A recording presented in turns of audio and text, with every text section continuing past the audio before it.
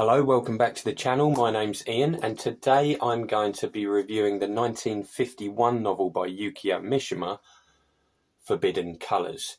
Now, I've been doing a bit of Mishima on this channel, and it seems to get more traction than other stuff, and I enjoy talking about him, so I thought I would do another one. Quick shout out to Marco Patolu, excuse me. Thank you for your lovely comment, and also Evan Piggott as well for your comment. And Evan, I might say that if you didn't enjoy Confessions of a Mask very much, this one is a similar sort of content to it, but I thought it was superior. It's much longer, this novel, over 400 pages, so it's kind of a long one for Mishima. But yeah, I would definitely recommend it. So yeah, it was Mishima's third novel, 1951, third major novel, I should say. I think it was translated in the late 60s. And this does deal with similar themes of Confessions of a Mask. It feels semi-autobiographical. We deal a lot with the sort of post-war Tokyo homosexual underworld, that sort of thing. And yeah, it's very subversive. Now, where to start with this novel? As normal, I don't want to put too many spoilers in, but let's start with one of the main characters, Shinsuke, who is an author. And sometimes I'm put off when authors write about authors. I've literally just stopped reading a book for that reason, the David Mitchell book. There's just really long chapter, and you can just feel that it's self-indulgent, but it doesn't really happen with this. So Shinsuke is a revered fictional Japanese author who writes about women in a very favourable sort of view, but that's not what he's like in real life. And he's very sort of a bitter, twisted, resentful, misogynistic fella. And there's some parts at the start. Now, I can't remember if it's his third wife or just one of his wives or a relationship he was in, that he discovers she's having an affair. And her and her lover, I believe, die. They drown. And when the body's recovered, he goes to the funeral. Now, he's aware that she was having an affair. And because she's decayed in the water, they put, I forget the name of the type of mask they put over her for the funeral. And he stands over her body and presses down on the mask until it crushes her face underneath. And when I read that passage, it takes a lot to shock me, and I was quite taken aback by it. So that gives you a sort of a barometer of the character of this person. So yeah, he's a very resentful type. So Shinsuke meets a young character, Yuichi, and he's described as being a bit of an Adonis, an absolutely beautiful young man. Much like in a lot of Mishima's work, we're dealing with beauty and brutality and these sorts of things. And he meets with this young man. He finds out that he's engaged to a young woman, but he's not interested. Basically, he comes out as gay to Shinsuke. And Shinsuke decides to effectively make him an offer. He says to him, because he doesn't have any children, you can become heir to my fortune, my estates, if you will take part in the ideas I'm going to put to you. Now, this is where the novel really takes a dark turn and becomes effectively about revenge against womankind. And again, this is the only kind of misogyny you find with Mishima, that is just this sort of resentment against women in general. In fact, there's one page fairly on in the novel that it feels like it's clearly Mishima speaking.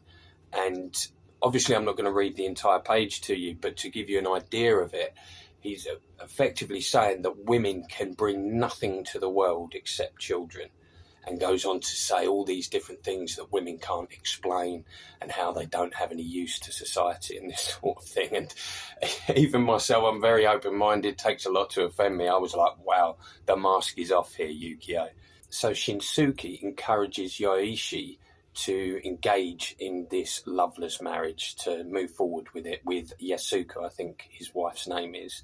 And the idea behind this is that he's going to trap her in a loveless marriage and make her miserable just for being a woman.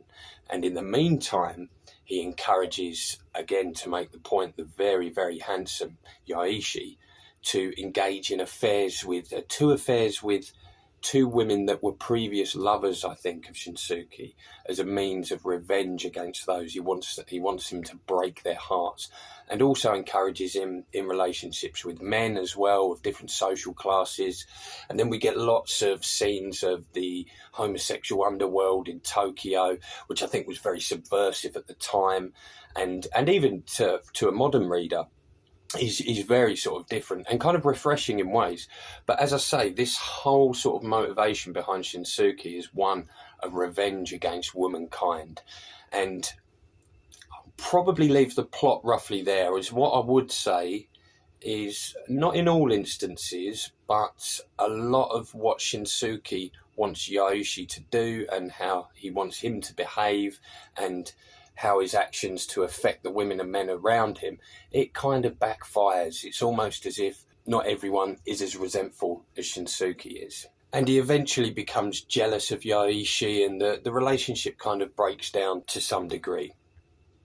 So as I say, I'll leave the plot there. I don't want to spoil anything, but the themes in this, again, we've got beauty, strength, brutality, revenge, misogyny by the bucket load. This isn't just chauvinism, this is genuine misogyny. The word gets bandied around a lot these days, but this, I think, would be an appropriate use of the word in this novel. And one thing that did cross my mind was the character Yoichi. How he's described in the novel reminded me of, in Confessions of a Mask, how he talks about the kind of men that he finds attractive, which in Confessions he says like he likes sort of very, very masculine men. And Yoishi's not very masculine, but it's the aesthetic he likes, and he's not interested in intellectual men as sexual partners, at least, which I always found quite interesting, because Mishima's obviously very intellectual himself and very bright.